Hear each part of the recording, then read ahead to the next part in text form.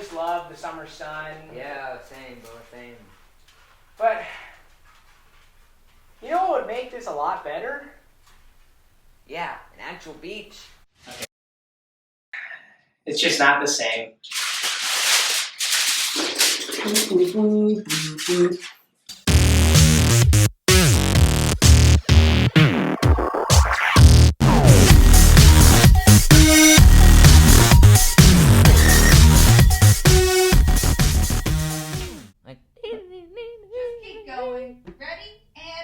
Okay, do your intro. What's going on, guys? And I am here. No, you gotta say your name. Who are you?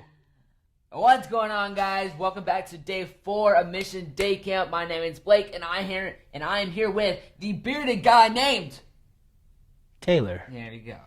The beard used to be much longer, but It used to. it did. It used to be like down to here. Oh wow. Yeah, it was really right, audience. Yep, it wasn't. It wasn't what? Nothing. You know what, audience? We did ask for your opinion, but I retract that statement. I don't want your opinion. Okay, you know what? I've been insulted today. So, let's go to episode 4 of the super exciting yet frightening and inspiring journeys of the Apostle Paul.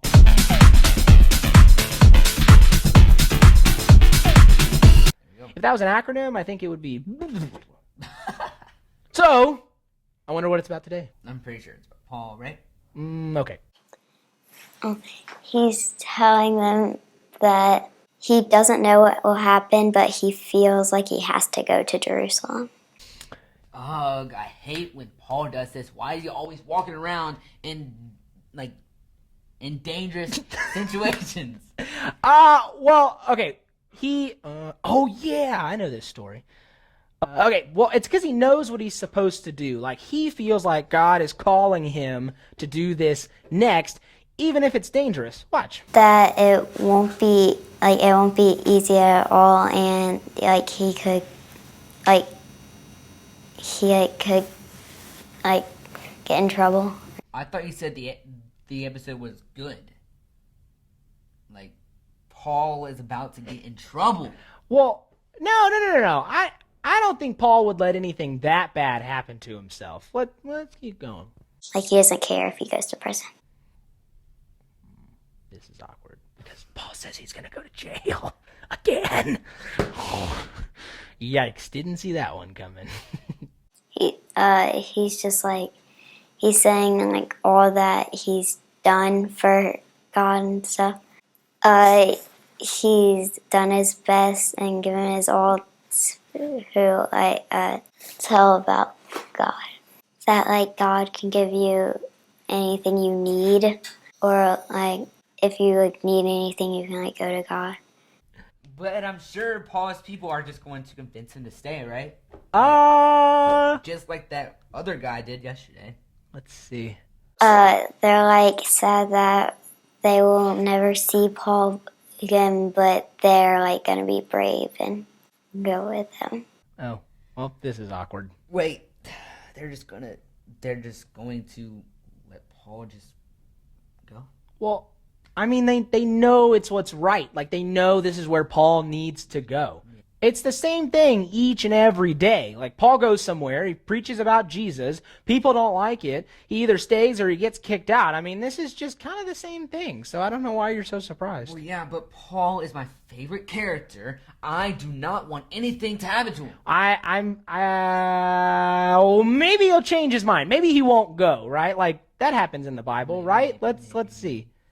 Okay, so they left the city to go say goodbye to Paul and have a goodbye party, and then Paul got on the ship and left, and everyone went home. Wait, they went home? They threw him a party and went home? No. Well, yeah, that's how you say goodbye. No, wait, that's how you say goodbye to people. No. You're gonna leave? It keeps getting worse. I know this looks bad, but I don't think it can get any worse than this. All right. And I think this is when he goes to jail. I'm not really sure. So he goes to a bunch of different cities, and in every city he's telling them that he's going to Jerusalem and that they might not ever see him again because he might go to prison and he might die. So he's in the temple and Jewish people see him, so they get Paul and they tell people that this was the one who was going around telling lies. They took Paul out and they locked the sanctuary so that he couldn't get back in.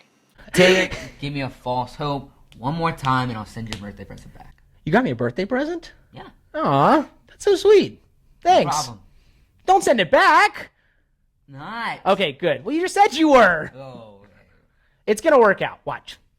Paul got arrested and there were a lot of shouts and stuff, and so he went to the military thing, and everyone wanted him to kill Paul.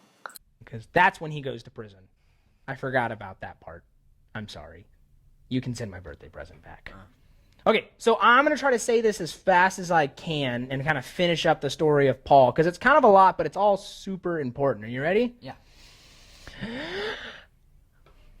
Let's see. Paul gets put on trial, but then he appeals to Caesar. And he gets put on trial, and they realize, oh, he hadn't really done anything wrong, so we can't give him the death sentence. So why don't we let him free? But then he appealed to Caesar, which apparently you're not supposed to do. And because he appealed to Caesar, he can't really go free. So they put him on a ship with a bunch of other prisoners. They sail. I think they were going to this other prison, but then they sail. They get in a shipwreck, right? They're on this island for 3 months, and they meet this king of the island. He feeds them for 3 days. They're really well fed. They stay on the island for 3 months. Then another ship comes. The ship gets them, takes them back to prison. Paul's in prison, but he's kind of under house arrest, like when he has one of those ankle bracelets, but he didn't have one of those back then. So then he preaches to people in his house. People come to his house, he preaches to them, and then eventually he gets decapitated. Okay. Ta-da! Whoa, so it was kind of a good ending? Well, yeah, until he got killed. No. No, your favorite character just died. Oh, bro, why is this happening? No, it's not me. I didn't write the Bible. Uh-huh. Okay, so today's mission is one that I'm really excited about, but I'm not going to explain it to you. I'm going to let our friend Chris explain to you how you will be helping Kairos today. Hey everybody, Chris King here. I am going to spend a few minutes and talk to you about Kairos Prison Ministry and kind of tell you how important it is, what you're about to do in making cards or making art for the residents there at Angola. So Kairos Prison Ministry is a period of time that we spend inside the prison for about 3.5 days with the same group of men. And it is one of the most powerful things that these guys will ever go through. They understand through us, through our team, and through you, what God's love feels like. And they meet Jesus face to face, because the way we love them, the way you love them unconditionally, regardless of what they've done, changes their lives. And to allow God to work through you to change them is a very powerful thing. And so we'll spend this time with these men, kind of modeling for them what an authentic Christian community looks like. And we'll play music and we will share our stories. Some of us will give talks. And there's a very special moment in the weekend when these men receive a bag of letters and gifts and cards. And it's a very important part because many of them have been forgotten, and people quit writing to them a long time ago. So these are very special gifts, and they touch these men in such a profound way. I've seen people in prison for committing a crime melt down in tears over the love that they feel through this. So please know that what you're about to do is a very, very important part.